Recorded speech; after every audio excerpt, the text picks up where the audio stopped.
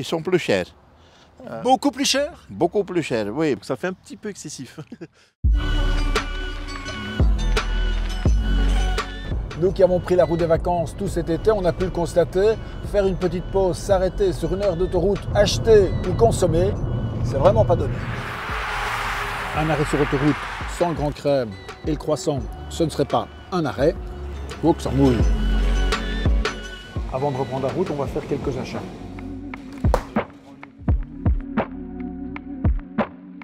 Le goûter des enfants, une boisson pour rester bien éveillé au volant et puis un peu d'eau. Et les chips, on passe à la caisse. Coût pour mes 5 produits, 19,70 €. Une simple bouteille d'eau de 50 centilitres, on arrive quasiment au prix d'un pack d'eau, quoi. C'est un peu plus cher que d'une station-service hors autoroute, mais pas exagéré. En tout cas, par rapport à la France, c'est presque moins cher, je dirais. On va comparer tout ça.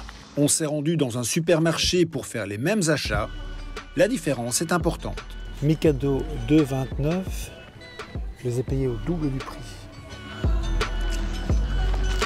Bilan des courses dans notre grande surface, j'en ai eu pour 8,23 € pour les 5 articles.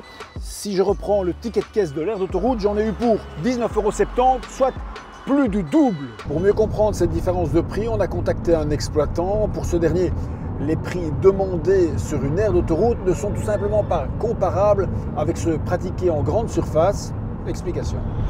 Les aires d'autoroute, avec leurs magasins de proximité adossés à des stations-service, portent des charges financières structurellement différentes, liées entre autres à la redevance de l'emplacement. Une différence de prix justifiée en partie par les charges imposées à l'exploitant, on l'a bien compris. Ceci dit, je ne m'attendais pas du tout à une telle différence de coût, plus du double. Moi, en ce qui me concerne, je reprendrai bien un petit café.